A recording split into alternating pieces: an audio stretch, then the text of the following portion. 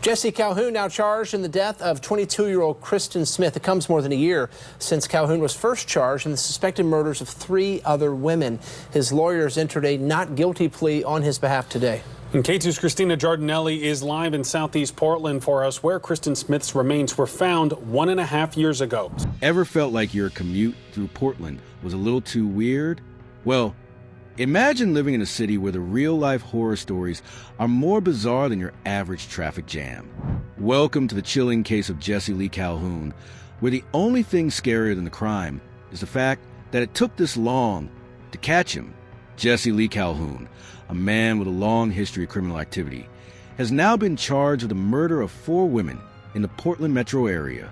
Talk about a killer commute. His reign of terror took place right under the noses of Portland residents who were just trying to get their daily dose of artisan coffee.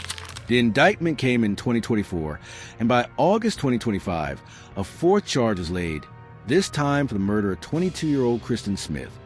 But here's the kicker. Calhoun isn't just a murderer. He's also a man with a criminal rap sheet as long as Portland's foodie scene, and yet he was released from prison early. How? Good question. If you're wondering how someone with his record got a second chance at freedom, you're not alone. And trust me, this isn't the redemption arc you were hoping for. Who were the victims?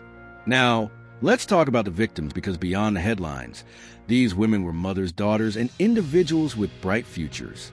So, let's not get caught up in the drama of it all without giving them the respect they deserve. Kristin Smith, 22, the youngest of the victims. Kristin had a whole life ahead of her. She was discovered in Portland in February 2023. A vibrant, promising young woman who was robbed of her future by a predator lurking in the shadows. Her friends describe her as someone who could light up any room, always smiling even on the darkest days. Joanna Speaks, 32, a mother of 2. Joanna was found in Ridgefield, Washington, on April 8, 2023. She had dreams and aspirations, dreams that were violently shattered by a man with a criminal history. Joanna's family says she had a laugh that could make anyone feel safe, and now that safety is something her children will have to reclaim. Charity Lynn Perry, 24, Charity's body was found in East Multnomah County on April 24, 2023. She was another life taken too soon, and like the other victims, her family is still fighting for justice.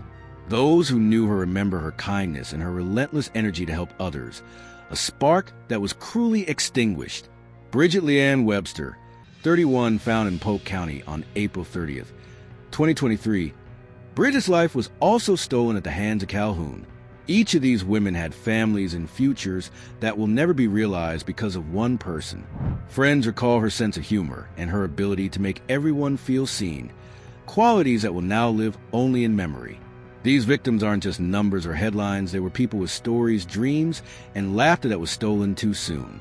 And that's something worth remembering when it feels like this case is just another criminal tale in a city known for its unpredictability. Their lives remind us that justice isn't just about punishment. It's about honoring the people who were lost and never forgotten. A criminal history like no other. Now, let's take a look at Calhoun's criminal record.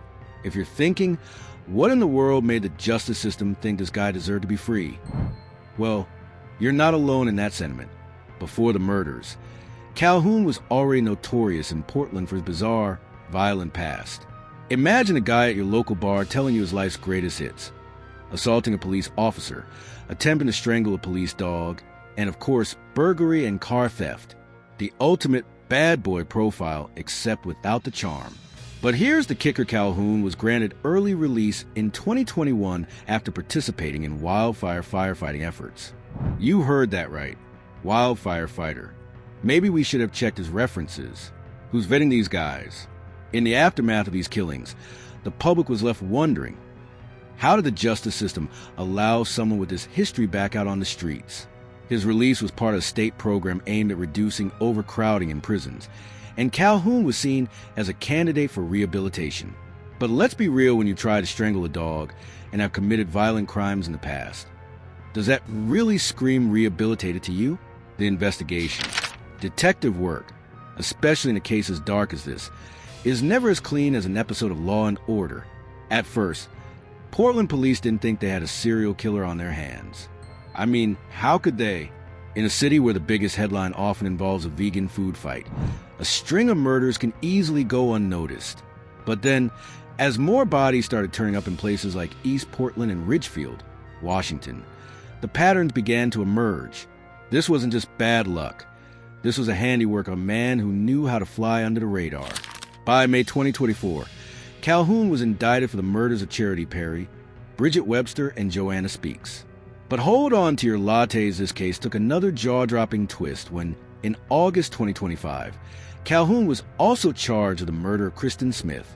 It was like a crime series, but this time, the twist wasn't scripted. And here's the thing. The investigation into a potential fifth victim, Ashley Reel, is still ongoing. This case keeps giving, like that one series that just won't end, even though we all wish it would. But unlike a TV show, this is real life, and the consequences are devastating. Public reaction. The public reaction has been nothing short of intense. People are shocked, confused, and angry, and rightfully so. The families of the victims have been vocal about their grief and anger.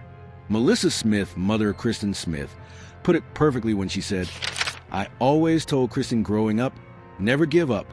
I never gave up, and I never will." But here's the thing, Portland residents, much like people anywhere, crave closure. It's the kind of closure you hope for when your city feels unsafe, when you look at your neighbors and wonder, how could this happen here? The local community has rallied around the families, supporting them, demanding justice. While there's relief that Calhoun is behind bars, there's also this looming question. How did this happen? How did someone with such a violent history slip through the cracks? The emotional toll this case has taken on the community is immense. But Portland's grit means it'll fight for justice, whether that means calling out the system or standing with victims' families. A courtroom thrills ahead. We all know that courtroom drama is the stuff of TV legend, but here in real life, it's a whole different ballgame. Jesse Lee Calhoun's trial is scheduled for 2027. Now, I know what you're thinking. That's a long time to wait for justice. And you'd be right. But just like any great courtroom series, the wait only builds the suspense. Calhoun is facing multiple charges, including second-degree murder and abuse of corpse. Prosecutors are working hard to build their case, though details about the evidence are being kept under wraps for now. You know, to keep the public guessing, just like every crime show that leaves you hanging after every episode. But the trial won't just be about who did it, it'll also shine a spotlight on how the system can fail when it comes to dealing with repeat offenders. Will the justice system rise to the occasion? Or will this be another case where the system is left trying to catch up? Reevaluating justice. Reevaluating justice. This isn't just a tale about one man's crimes. It's about how society deals with repeat offenders, how we view rehabilitation, and how much risk we're willing to tolerate for the sake of second chances. The case has sparked discussions about the effectiveness of the early release program, how offenders with violent histories are treated, and whether the system really works to protect the public. Could this tragedy have been avoided if Calhoun had stayed behind bars? Would these women still be alive? These are questions the public is grappling with, and they're not going away anytime soon. While it's easy to focus on the shock factor of a serial killer roaming Portland streets, we must also ask, what role do we play in preventing these kinds of crimes? It's a question society must answer before the next tragedy happens. And there you have it, Jesse Lee Calhoun's chilling case and the story behind Portland's shocking murders. If this video made you gasp, shake your head, or even laugh nervously, hit that like button so I know you survived it. Don't forget to subscribe for more deep dives into true crime, jaw-dropping stories, and maybe a little dark humor to keep things interesting.